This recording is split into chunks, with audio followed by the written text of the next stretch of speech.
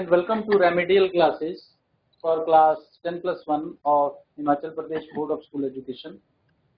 तो इस बारे में हमारे 2 लेक्चर्स पहले हो चुके हैं। पहला जो लेक्चर था उसमें हमने किया था पोइट्री के बारे में, हमारी 5 पोइम्स थी। थोड़ा सा हल्का सा रिकैप दे देता हूँ मैं आपको। हमारे पास 5 पोइम्स थी जिसमें a photograph, voice of the laburnum top, voice of the rain, then we have childhood and last one is father son. और मैंने आपको बताया था इसके पोइट के नाम याद करना आपको बहुत जरूरी है। 5 ही नाम है, शेली टॉल्सन है, टेड ह्यूग्स है, वॉल्ट विटमैन है, मार्कस लीटन है और उसके बाद लास्ट में एलिजाबेथ जेनिंग्स है। तो उसके इंपॉर्टेंट क्वेश्चंस मैंने आपको करवा दिए थे। सेकंड लेक्चर में कल हम कर चुके थे कि जो हमारी फर्स्ट बुक है हॉर्नबिल, उसके हम पहले 4 चैप्टर के मेन क्वेश्चंस कर चुके थे। मैं फिर से आपको रिकैप दे देता हूँ कि पहला चैप्टर था हमारा पोर्ट्रेट ऑफ अ लेडी। इसमें आपको जो 9 नंबर का बड़ा क्वेश्चन आ सकता है वो character sketch of the grandmother, ठीक है। बाकी सब छोटे क्वेश्चंस में ही आएंगे। सेकंड क्वेश्चन था हमारा चैप्टर था we were not afraid to die if we can all be together. उसमें मैंने आपको बताया था एक ही बड़ा क्वेश्चन बन सकता है कि explain the mental condition of the voyagers on 4th and 5th of January। तो एक ही बड़ा क्वेश्चन आएगा, बाकी इसमें से छोटे आएंगे। तीसरा चैप्टर हमने किया था डिस्कवरिंग द सेगा कॉन्टिन्यूअस, और उसमें हमने देखा था कि सभी छोटे क्वेश्चंस हैं, उसमें से बड़ा क्वेश्चन आने की उम्मीद बहुत कम होती है। उसके बाद नेक्स्ट चैप्टर था हमारा लैंडस्केप ऑफ द सोल। इसमें अगर आपको बड़ा क्वेश्चन कोई आ सकता है तो आ सकता है compare and contrast the Chinese art with the European art. और जो पहला क्वेश्चन है that is most important, explain the concept of century. तो हमने ये 4 चैप्टर्स कल कर लिए। आज हम आगे अपनी जो टीचिंग है उसको आगे बढ़ाते हुए आज हम शुरू करते हैं उसके बाद का chapter that is ailing planet. एलिंग का मतलब होता है बीमार होना या बीमार पड़ना, और प्लैनेट जैसा कि आप सभी जानते हैं हम जिस प्लैनेट पे रहते हैं उसका नाम है अर्थ। और यही एक ऐसा प्लैनेट है जिसपे लाइफ पॉसिबल है, जिसपे लाइफ एग्जिस्ट करती है। और human beings, animals and vegetation survives only on this planet, ठीक है। तो इसमें बताया गया है, देखिए एलिंग प्लैनेट क्यों नाम दिया गया है इसको, कि हमारी जो पृथ्वी, हमारी जो धरती है, भूमि, अर्थ है, वो धीरे धीरे इन्हीं कारणों से वो बीमार पड़ती जा रही है। अब इंसान बीमार पड़ता है तो कोई बीमारी के कारण बीमार पड़ता है, लेकिन यहाँ पे धरती का बीमार होने का मुख्य कारण जो है वो बताया गया है दैट इज पॉल्यूशन, ठीक है। और इस चैप्टर में हमें बताया गया है कि हमारे 4 बायोलॉजिकल सिस्टम्स हैं, प्रिंसिपल बायोलॉजिकल सिस्टम्स। तो वो 4 सिस्टम्स हमारे क्या हैं, that is forest, fisheries, grasslands and croplands. हमारे जंगल, हमारी धरा है, हमारा जो मत्स्य पालन है, हमारी जो खेती बाड़ी है जिससे हमें फसल उगती है, और जो हमारे घास के मैदान हैं, ये हमारे 4 प्रिंसिपल बायोलॉजिकल सिस्टम्स हैं। और इनका खराब होना जो है वो प्रदूषण पे ही निर्भर है। अगर प्रदूषण हम कम करते हैं तो हमारी अर्थ ज्यादा टाइम के लिए सर्वाइव कर पाएगी, और अगर हम ऐसा नहीं करते हैं तो आने वाली जो हमारी जनरेशंस हैं, अपकमिंग जनरेशंस, उनको हम क्या गिफ्ट देंगे, एक ऐसी जगह, एक ऐसा प्लेनेट जो पूरी तरह से पॉल्यूटेड है। तो इसमें यह बताया गया है कि हमें अपने अर्थ को, अपने प्लेनेट को कैसे बीमार होने से रोकना है, कैसे उसको बचाना है, ठीक है। मेन इसमें यही बातें बताई गई हैं। फिर इसमें मेन चीज एक और ली गई है दैट इज जो हमने देखा था ग्रीन रेवोल्यूशन, हरित क्रांति। वैसे ही व्हाइट रेवोल्यूशन था वो दूध के लिए था, और ग्रीन रेवोल्यूशन जो है वो हमारा मेनली किस चीज के लिए था, वो करता था एग्रीकल्चर पे। फिर होगी चलो।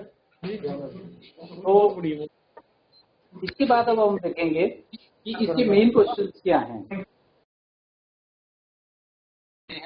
इसका पहला ही क्वेश्चन है, how are the earth's principal biological systems being depleted.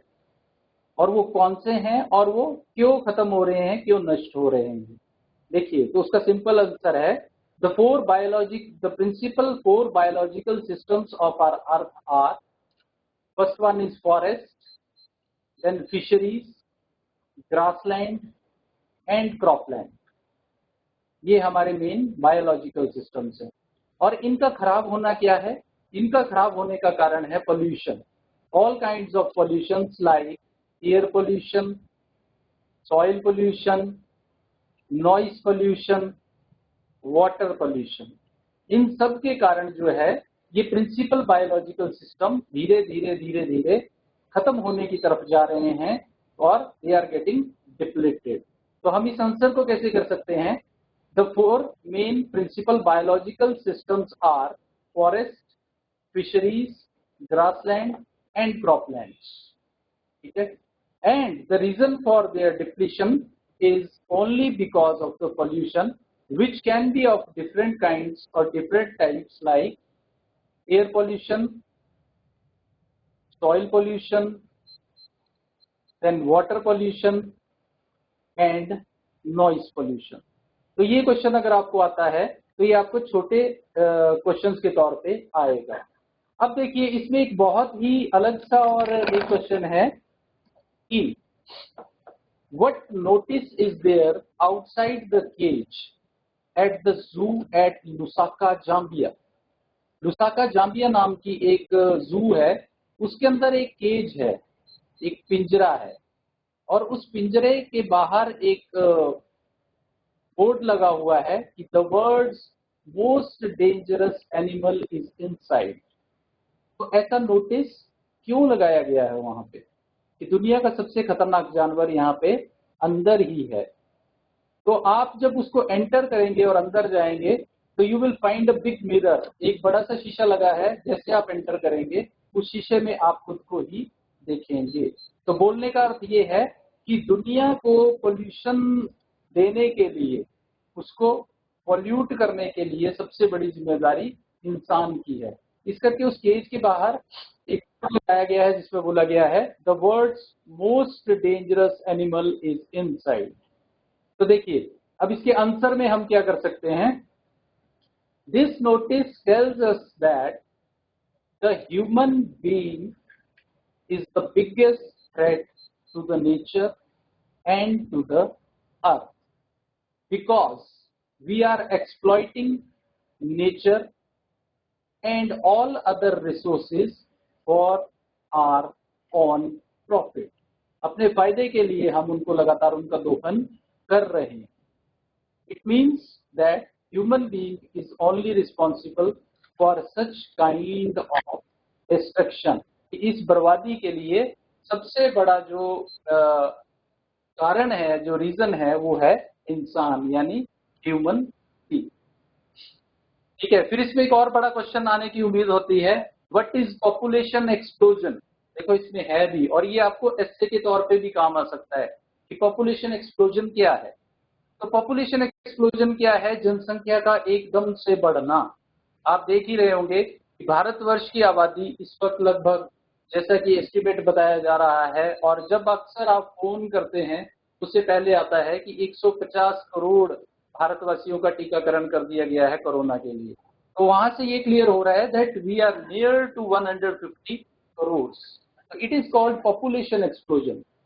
देखिए जितनी हमारी पॉपुलेशन बढ़ती जाएगी उतने हमारे रिसोर्सेज ज्यादा एक्सप्लॉइट होंगे। हर आदमी को खाना चाहिए, हर आदमी को पहनने के लिए कपड़ा चाहिए, रहने के लिए घर चाहिए, अपनी जरूरतों को पूरी करने के लिए अलग अलग चीजें चाहिए। तो जैसे जैसे ये चीजों की जो डिमांड है वो बढ़ती जाएगी तो हमारे जो नेचुरल रिसोर्स है वो धीरे धीरे खत्म हो जाएंगे। आप गांव की तरफ जाते होंगे, वहां पे लोग सिलेंडर को इस्तेमाल करने से झिझकते हैं कि कौन जाएगा भरवाने, कौन पैसे खर्चेगा। तो दे यूज टू कट ट्रीज, पेड़ वो लगातार काटते रहते हैं। ठीक है, तो ऐसे ही अगर पेड़ कटते रहेंगे, एक पेड़ को लगने में कई साल लग जाते हैं बड़े होने में, लेकिन काटने में उसको कुछ 1 घंटों का टाइम ही लगता है। तो ये भी एक रीजन है कि हमारी जो अर्थ है वो पोल्यूट हो रही है, और पॉपुलेशन एक्सप्लोजन को रोकने के लिए कुछ ना कुछ कदम उठाना बहुत जरूरी है। तो ये क्वेश्चन आपको 9 नंबर में ये क्वेश्चन आ सकता है कि व्हाट इज पॉपुलेशन एक्सप्लोजन, ये क्या है। अब इसके अलावा बुक में एक क्वेश्चन आपको नहीं मिलता है, ये बहुत बार आता है, जस्टिफाई द टाइटल एलिंग प्लान, कि आपको जस्टिफाई करना है इस चीज को कि ये जो टाइटल इस चैप्टर को दिया गया है द एलिंग प्लैनेट, उसको जस्टिफाई करिए, उसके साथ न्याय करिए कि क्या ये टाइटल सही दिया गया है या नहीं दिया गया। तो ये टाइटल बिल्कुल सही है। देखिए, धरती हमारी धीरे धीरे पॉल्यूशन की चपेट में आती जा रही है और धीरे धीरे धीरे धीरे जो हमारे जंगल हैं, जो हमारे मत्स्य पालन है, जो हमारी खेती है या घास संबंधी जो हमारे मैदान हैं, वो धीरे धीरे खत्म होते चले जा रहे हैं। आप शहरों में जाके देखिए, वहां पे आपको कंक्रीट स्ट्रक्चर्स ही नजर आएंगे, बिल्डिंग्स ही बिल्डिंग्स नजर आएंगी, और जो पेड़ पौधे हैं उनको बहुत कम होने की संभावना आ चुकी है। तो जस्टिफाई कैसे करना है, देखिए इस टाइटल को, और ये 9 नंबर के लिए काफी बार क्वेश्चन आ चुका है बोर्ड एग्जाम्स में। Justify the title ailing planet. तो हम इसमें क्या बोल सकते हैं, the title given to this chapter is very much correct because the earth is getting degraded day by day, because we human beings are exploiting the nature for our own benefits. We are damaging the forests, the fisheries, the croplands and the grasslands. उनको हम पूरी तरह से खत्म कर रहे हैं. All the pollutions that we have, like air pollution, soil pollution, water pollution, noise pollution, is only because of human beings.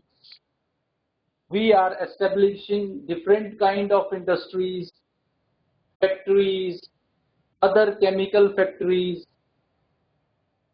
ठीक है, उसके कारण जो है पोल्यूशन का लेवल बढ़ता जा रहा है. अब देखिए, इसमें एक कारण और भी है. जमीन में फसल को ज्यादा लेने के लिए हम केमिकल फर्टिलाइजर्स का यूज कर रहे हैं.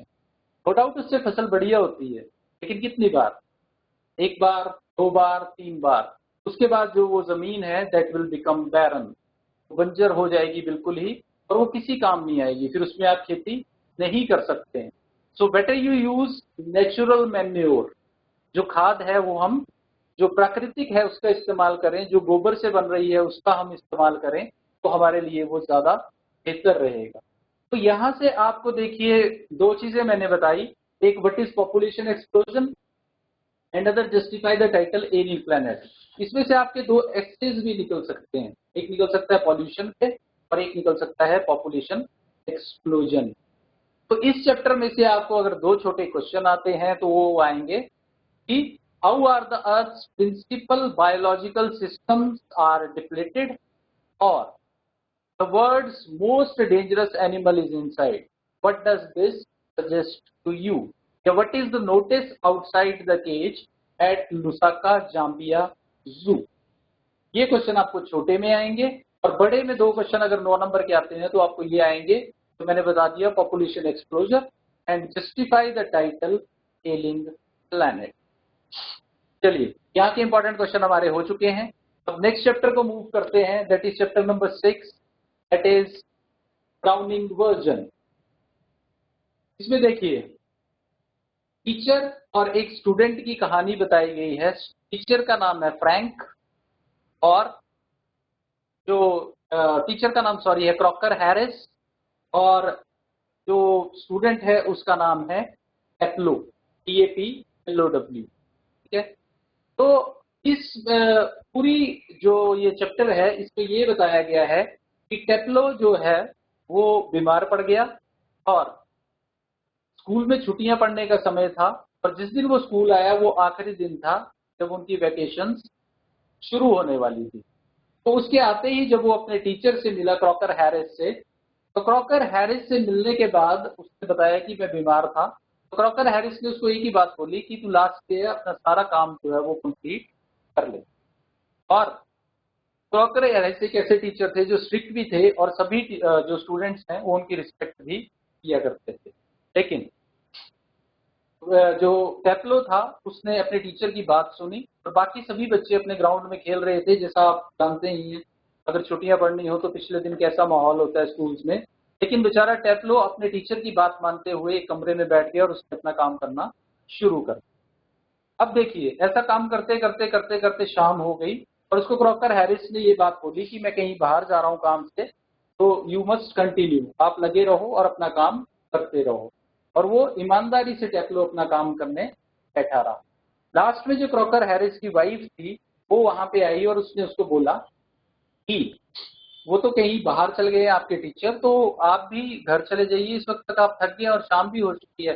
लेकिन टेप्लो ने उस बात को बिल्कुल सिरे से खारिज कर दिया। उसने कहा कि नहीं, मैं अभी नहीं जा सकता हूँ।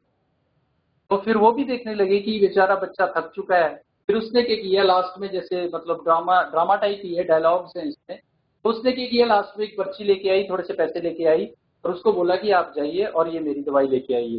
लेकिन टेप्लो ने फिर इनकार किया, सर आएंगे तो उनकी वाइफ ने बोला मैं सर से बात कर लूंगी और आप ये दवाई लाके मुझे भेजिए।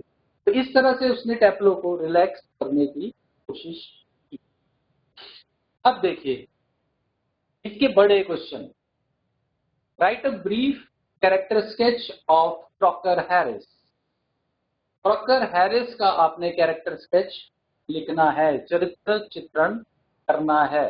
बहुत इंपॉर्टेंट है ये चीज और ये क्वेश्चन बहुत इंपॉर्टेंट है।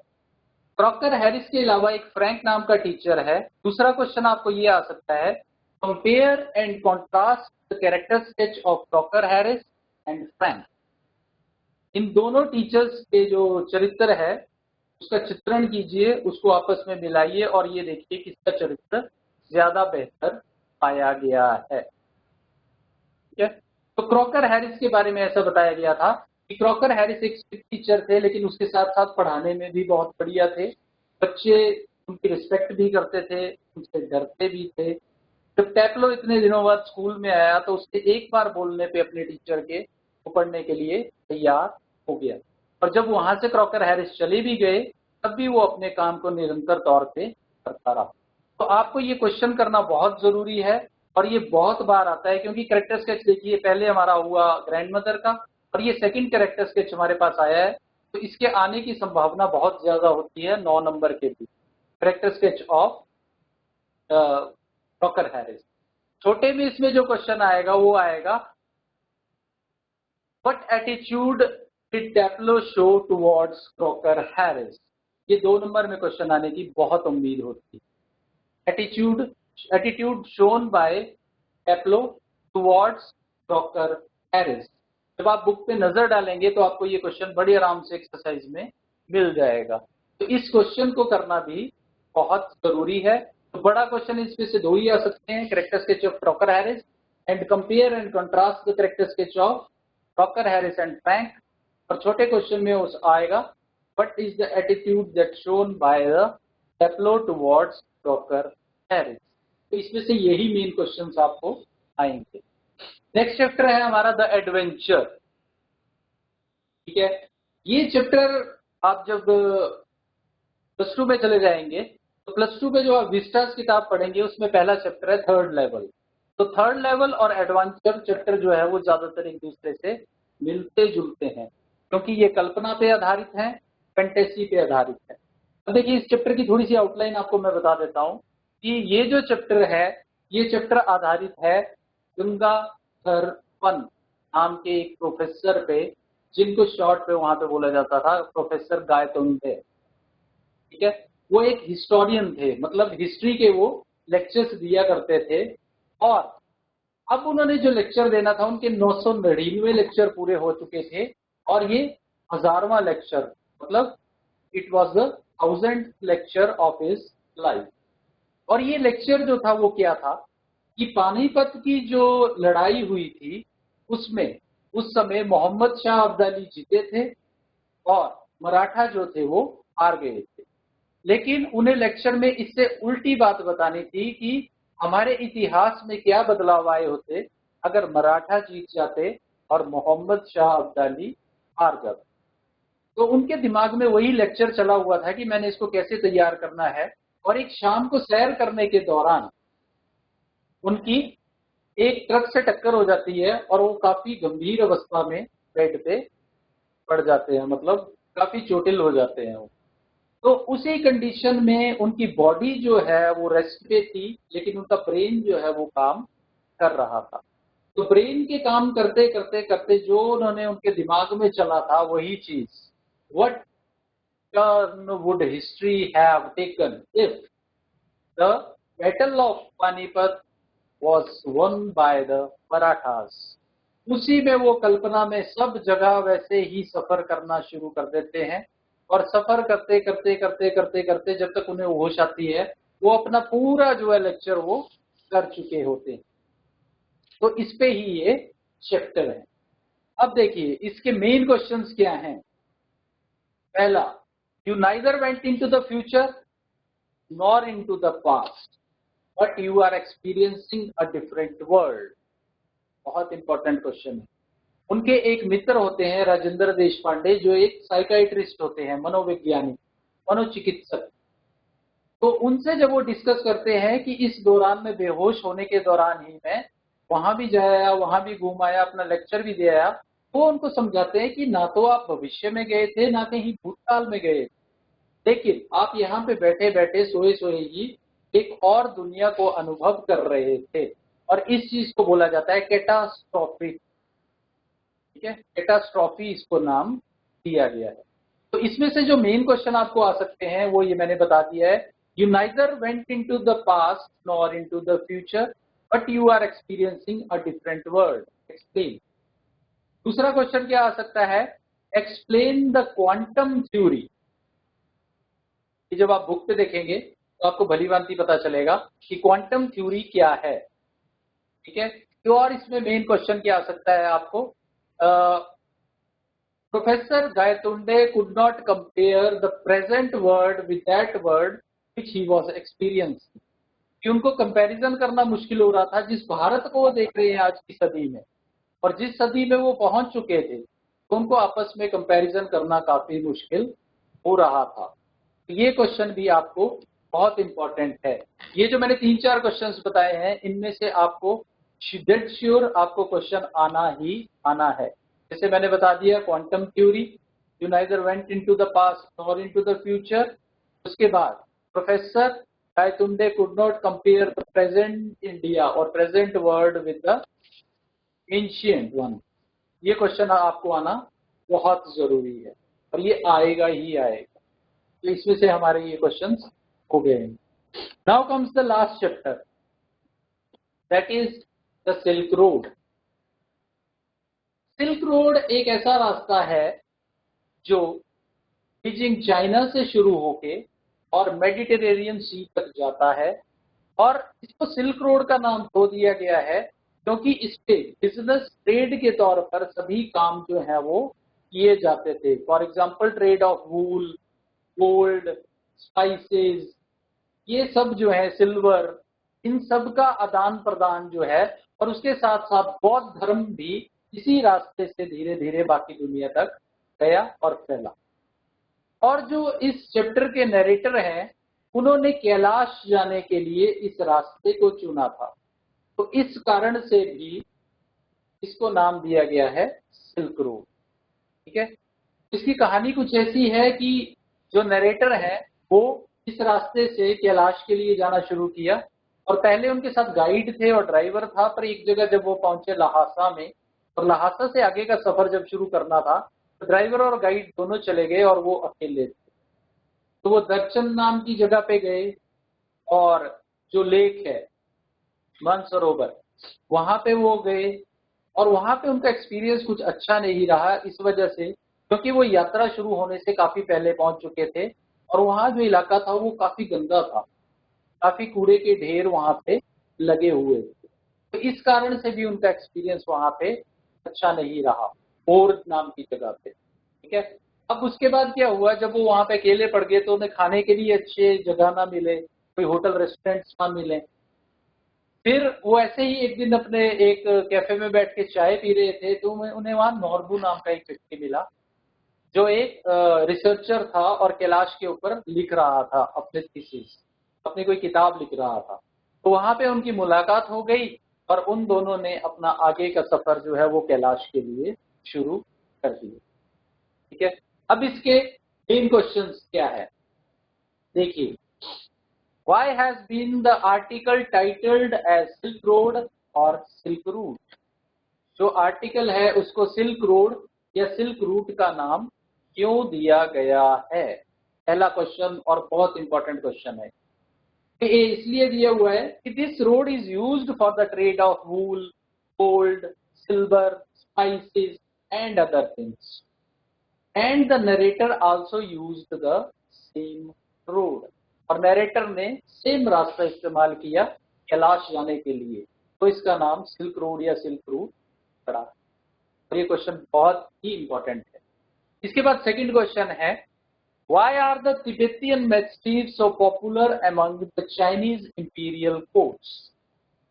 Tibetan Mastiffs एक डॉग की वैरायटी है और वहीं पे पाई जाती है, तो वो शाही परिवारों में इतने ज्यादा क्यों मशहूर थे वो कुत्ते? ठीक है, तो ऐसा इसका आंसर है कि they are as quick as bullet, गोली की तरह उनमें तेजी थी, and they guard the houses and imperial courts of China. That is why they are very popular in Chinese imperial courts. तो पूरा गार्ड का काम करते हैं जो तिब्बतियन मैस्टिफ्स हैं और काफी खतरनाक डॉग्स माने जाते हैं, तो वो इस कारण से वो बहुत ज्यादा पॉपुलर थे चाइनीज इंपीरियल कोर्ट्स के अंदर। ये क्वेश्चन भी काफी इंपॉर्टेंट है। इसके बाद Why was author disappointed with दर्शन? ठीक है, ये क्वेश्चन बहुत इंपॉर्टेंट है। और एक और क्वेश्चन कि Why is author disappointed with Hor? HOR? ठीक है, इन दोनों के आंसर आप एक जैसे कर सकते हैं कि जब वो दर्शन या होर पहुंचे तो वो उस समय से काफी पहले पहुंच चुके थे जब कैलाश यात्रा शुरू होनी थी, और उन्होंने सुन रखा था कि वहां पे लाखों की संख्या में लोग आते हैं, अपने टेंट्स लगा के रहते हैं और काफी मतलब हर्षोल्लास वहां होता है। लेकिन अब क्या हुआ था कि वो अपने समय से काफी पहले यात्रा से वो वहां पे पहुंच चुके थे, और इसी कारण से उन्हें वहां पे कुछ अच्छा महसूस नहीं हुआ। उन्हें कूड़े के बड़े बड़े ढेर मिले और हर जगह गंदगी ही गंदगी फैली हुई थी, और जो स्नान करने के लिए जो वहां पे लेक थी उसके किनारे भी काफी जो गंदगी बिखरी पड़ी हुई थी। तो इस कारण से उनका जो एक्सपीरियंस है वो वहां पे ठीक नहीं रहा। इसमें देखिए छोटे क्वेश्चंस में आपको आ सकता है कि why has been article titles as silk road. Second question आपको आ सकता है why are the Tibetan mastiffs so popular among the Chinese imperial courts. और बड़े क्वेश्चन में आ सकता है why was author disappointed with Darchen, और what is the experience of author at Hor. ये क्वेश्चन आपको डेफिनेटली आएंगे। तो जितने ये हमने क्वेश्चंस किए हैं बड़े और छोटे में, अगर आप इतने लिमिटेड से क्वेश्चन भी कर लेंगे तो it is my guarantee that you will surely succeed. आपको मैं ये नहीं बोलूंगा कि आप 28 नंबर ही लेके पास हों, लेकिन आप इन क्वेश्चंस को कर लेते हैं, अच्छी तरह से कर लेते हैं, तो ये मान के चलिएगा कि 85 में से 55-60 के करीब आपके मार्क्स कहीं नहीं जाते हैं। ये भी मैंने मिनिमम बोले हैं। अब ये डिपेंड करता है आपके ऊपर that how you make preparation for your exam. तो अभी तक के लेक्चर में जो हमने कर लिया है उसमें मैं एक रिकैप दे देता हूं आपको, वापस फिर से बता देता हूं। आपकी पोइम्स आएंगी 5, ठीक है, जिसमें पहली है फोटोग्राफ, शेरली टॉल्सन ने लिखी है। सेकंड है लेब्रनम टॉप, एड ह्यूग्स ने लिखी है। थर्ड है voice of the rain, Walt Whitman ने लिखी है। नेक्स्ट है चाइल्डहुड, मार्कस लेटन ने लिखी है। And last one is father to son, written by Elizabeth Jennings. Poet और पोइम के नाम याद करना जरूरी है, 1 नंबर ये डेफिनेटली आपको आएगा। फिर हमने पोइम के क्वेश्चंस कर लिए थे, ठीक है। उन क्वेश्चंस में मैंने आपको मेन क्वेश्चन सभी बता दिए थे कि what does the word cardboard denotes and why this word has been used, what has the camera captured, ठीक है। The sea has not been changed over the years, what does this suggest to you, बहुत important question है। What are the circumstances referred to in the poem, what has camera captured. Second poem में से मैं आपको लेब्रनम top में से बता दिया था what is the similarity in the beginning and ending of the poem. Second, to what the words movement are compared with, why has been the image of engine evoked in the poem, and the last one is what does the bared face mask means। बहुत important question. फिर हम चलेंगे next voice of the rain में। वहां मैंने आपको बता दिया था कि there are 2 voices in the poem whose voices are these। There is a parallel drawn between rain and music how, ठीक है। नेक्स्ट थी हमारी पोइम चाइल्डहुड, इसमें से आप एक क्वेश्चन भी रख के चलेंगे तो आ जाता है, what is the poet feeling towards childhood. And last poem father to son, उसमें मैंने आपको इंपॉर्टेंट क्वेश्चन बताए थे कि how is the helplessness of father brought out in the poem, और the problem discussed in the poem is whether universal और is it personal. बस आपके ये मेरे को लगता है ज्यादा से ज्यादा 12 या 13 क्वेश्चन बने हैं, और इन 12-13 क्वेश्चंस में ही आपको आराम से सब कुछ मिल सकता है। उसके बाद हमने चैप्टर्स कर लिए। बड़े क्वेश्चन में फिर रिपीट कर देता हूँ 9 नंबर के लिए, write a brief character sketch of grandmother, explain the mental condition of the voyagers on 4th and 5th of January, बड़े में आ सकता है ये। उसके बाद compare and contrast the Chinese art with that of European art, ये बड़े में आपको क्वेश्चन आ सकता है। उसके बाद नेक्स्ट हमने किया, उसमें आपको मैंने बताया बड़े क्वेश्चंस, पॉपुलेशन एक्सप्लोजन, और साथ ही साथ में justify the title ailing planet, ये आ सकता है। उसके बाद एडवेंचर में से आपको बड़े क्वेश्चन आ सकते हैं, you neither went into the future not into the past, ये क्वेश्चन बड़े में आ सकता है। डिफाइन द कैटास्ट्रॉफिक थ्योरी, वो से भी हो जाएंगे उसके आंसर। और लास्ट में से आपको 2 बड़े क्वेश्चन आ सकते हैं सिल्क रोड में से, वो आपको आ सकते हैं कि what is the author experience at Hor and why is author disappointed with question. तो ये 3 लेक्चर्स मिला के हमारा पोइट्री और हॉर्नबिल खत्म हो गया है। बोलने का मतलब है कि पोइट्री में पोइट्री आएगी आपको 10 नंबर की, 10 नंबर के क्वेश्चन आएंगे छोटे 20, और 9 नंबर के एक बड़ा क्वेश्चन आएगा जो मैंने बड़े आपको बता दिए हैं। तो 29 नंबर का ये सिलेबस हमारा जो है वो कंप्लीट हो चुका है। अगर इस पूरे को भी आप कंप्लीट कर लेते हैं, और आप ये मान के चलिए 29 कंप्लीट किए हैं, तो आपके 16 या 17 नंबर या 18 नंबर कहीं नहीं जाते हैं। और अगर आपने यही सोचा पास ही होना है, तो 10 मार्क्स और कहीं से भी आ सकते हैं। तो ये 29 के अंदर ही आपका काफी काम हो सकता है अगर आप उसको याद करते हैं प्रॉपरली तो। और ये मेरा अपना एक्सपीरियंस है, मेरी अपनी श्योरिटी है कि इन 29 में से जो भी मैंने आपको बताया है इसके बाहर से कुछ नहीं आएगा। अब नेक्स्ट लेक्चर में हम फिर मिलेंगे, उसमें हम करेंगे क्या, text book that is snapshot. उसके 8 चैप्टर्स हैं, ठीक है। उसके चैप्टर्स कैसे हैं, the summer of a beautiful white horse, the address, Ranga's marriage, Albert Einstein at school, mother's day, ठीक है 5 हो गए हैं, the ghat of the only world 6, the birth 7, the tale of a melon city. और ये जो बुक है ये आपको कितने मार्क्स की आएगी, 13 नंबर की, 13 मार्क्स, ठीक है। तो 13 भी बहुत होते हैं, जब जरूरत पड़ती है तो 13 भी बहुत होते हैं। तो नेक्स्ट लेक्चर में अब हम शुरू करेंगे the summer of a beautiful white horse से। फिर उसके बाद हम एसेज भी करेंगे, लेटर्स के बारे में भी करेंगे, ग्रामर पोर्शन को भी करेंगे, और पहले 2 क्वेश्चन आपने कैसे अटेम्प्ट करने हैं unseen passage, that will also be done. So up to the next lecture, have a good day, thank you.